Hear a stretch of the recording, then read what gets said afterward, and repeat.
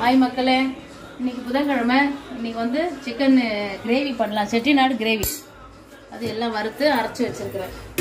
வாங்க, எண்ணெய் ஊற்றிருக்கிறேன். இப்போ இஞ்சி பூண்டு 1 ஸ்பூன் போதும்.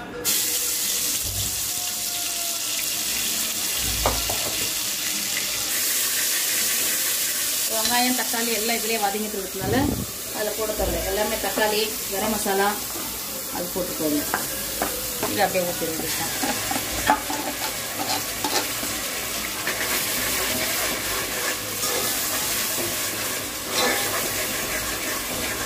இது ஆல்ரெடி எல்லாம் எண்ணெயிலே வதங்கிறதுனால ரொம்ப வதங்க தேவையில்லை. ஊற்றிடும், சிக்கன் போட்டுலாம்.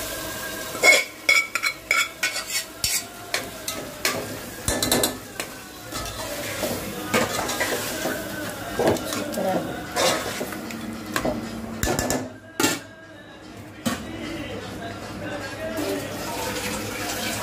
ரொம்ப தண்ணி வேண்டாம், மீடியம் கிரேவி.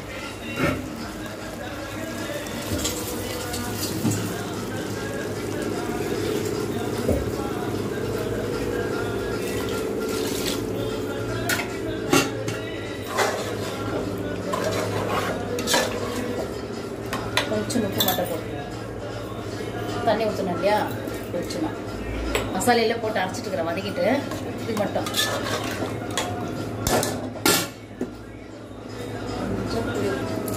கொஞ்சமாக புளி, அவ்வளோதான். கொதிக்க போயிட்டு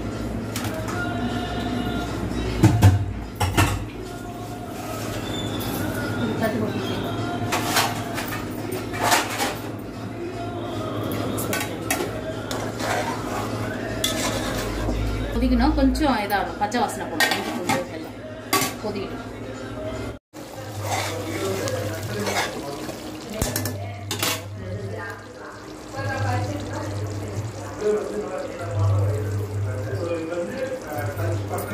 ஆயிடுச்சா? திக்கு இவ்வளோதான்.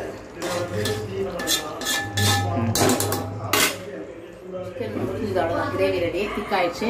இந்த வீடியோ பிடிச்சிருந்தா லைக் பண்ணுங்க, ஷேர் பண்ணுங்க, சப்ஸ்கிரைப் பண்ணுங்க. நன்றி, வணக்கம்.